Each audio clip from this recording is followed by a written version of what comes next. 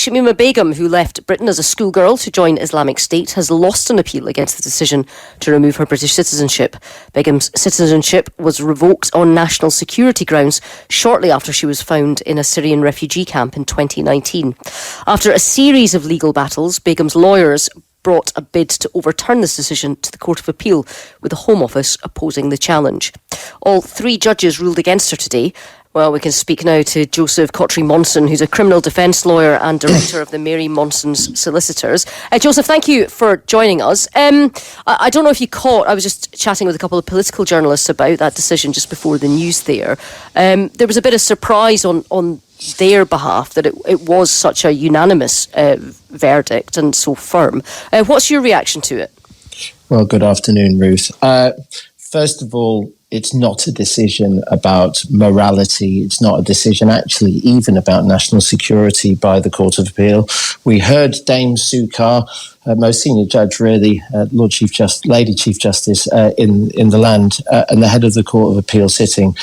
Well, those statements from her actually give us the clue as to what's really going on. And let's repeat those. It could be argued that the decision in Miss Begum's case was harsh. It could also be argued that Miss Begum is the author of her own misfortune, but that is not for the court to agree or disagree with.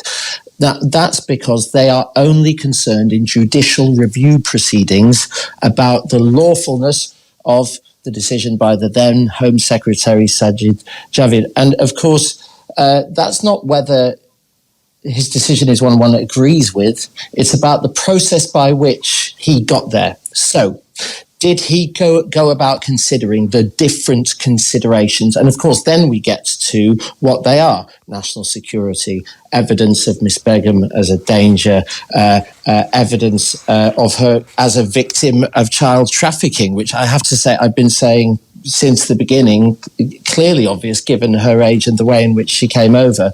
But that's not a trump card, of course, that necessarily negates issues of national security. But it's important that it's a consideration, not just legally, but in our imaginations when we're considering this. But the consideration as far as the Court of Appeal decision, Ruth, is concerned, is did these considerations get adequate attention when the then Home Secretary made his decision, not whether we agree with them.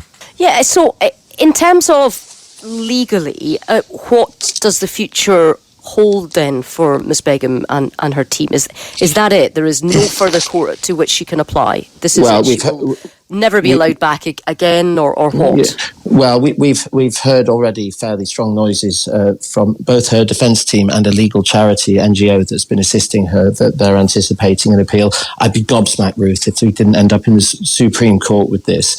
And the nature of that court, which I think probably might be quite strange to say, is probably the least political court in the land, although a number of tabloid readers might not agree with me on that. The incorruptible in terms of their influence by politicians. I think that's the view that most lawyers take.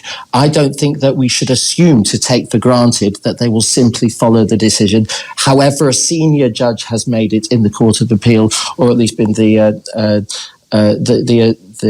judgment writer and pronouncer on this live broadcast.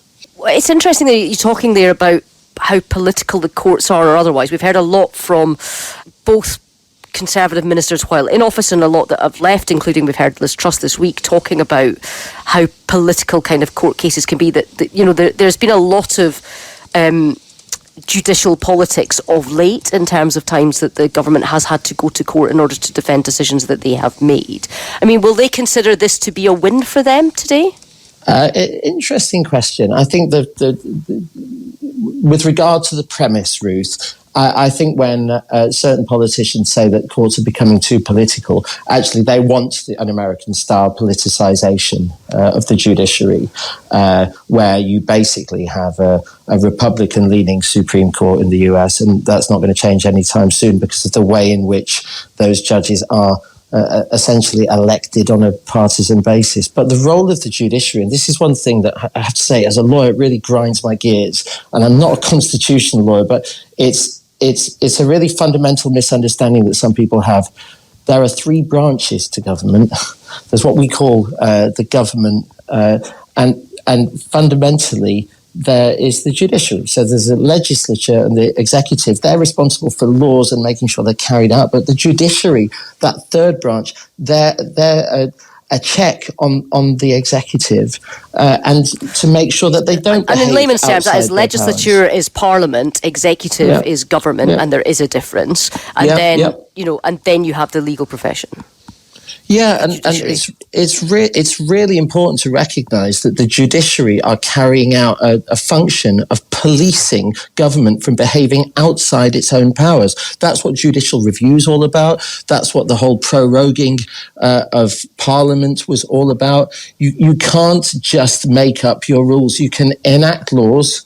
You can act on behalf of the Queen as a minister and as the government to carry out those laws and see that the country and the political system is managed. But you can't do things that are outside that. And certain conventions, for example, when we had people, the Conservative government, which were trying to play the system politically with regard to how long Parliament stood and all of that type of stuff in order to gain a tactical advantage in the Brexit situation. That's precisely the type of thing that democratically we need a non-partisan jury to be involved with.